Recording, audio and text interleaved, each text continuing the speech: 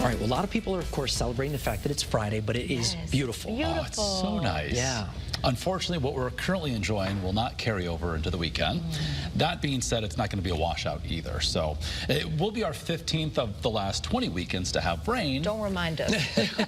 And it's, so here's the breakdown. We've got the storm system approaching from the west. It's going to transfer its energy to a developing storm off the coast, and that's going to help to really increase our chances for rain later tomorrow afternoon, tomorrow evening, and then it's out of here by early Sunday. So do note, Connecticut, we're right on the northern extent of this this area of rain. Any sort of steady, heavier rain stays to our south, and again, this area of low pressure pulls away from southern New England, moving well offshore as we move forward through our Sunday. So this is, as we've been outlining, great news for all of the races happening in our capital city: the Eversource Marathon, the relay, the half marathon, the 5K, the Fit Kids run. Early on at 8 o'clock, temperatures in the upper 40s. Pretty good weather for the runners. For the spectators and volunteers, certainly you'll need to have a jacket out there. Temperatures work their way into the mid-50s by, say, 11 o'clock and noon with a bit of a northeasterly breeze.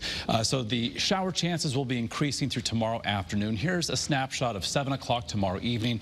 The American, the European model, very similar. Of course, we like when they agree, and they're doing so through tomorrow evening, and even now into early Sunday morning, showing the departure of the rain, moving offshore with clearing taking place thereafter. So Sunday looking like basically a dry day once we get to sunrise.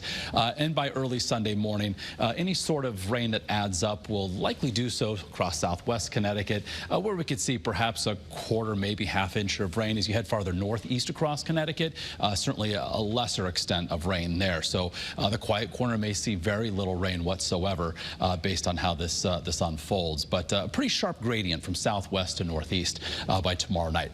Temperatures here in the 5 o'clock hour, upper 50s and low 60s inland, 60 to 65 right now along the shoreline. A little bit cooler compared to this time yesterday as we were forecasting, with some cooler air moving in on this northwesterly breeze that's currently up at around 5 to 10 miles an hour. Our icam view from Torrington and the Litchfield Hills, lots of sunshine. Checking out part of the Yukon campus there in Stores Gamble Pavilion. We've got clear skies, beautiful weather, and that's the case, of course, also along the shoreline looking live from Old Saybrook. So Friday night football, temperatures dropping initially from the 60s into the 50s. Again, throughout the region, things are quiet for the time being, and the storm system that's currently approaching is bringing a threat for severe weather, even tornadoes, to Iowa. We're not expecting severe weather, much less even rumbles of thunder, just some scattered showers. So once again, First Alert Futurecast showing the increasing cloud cover tonight.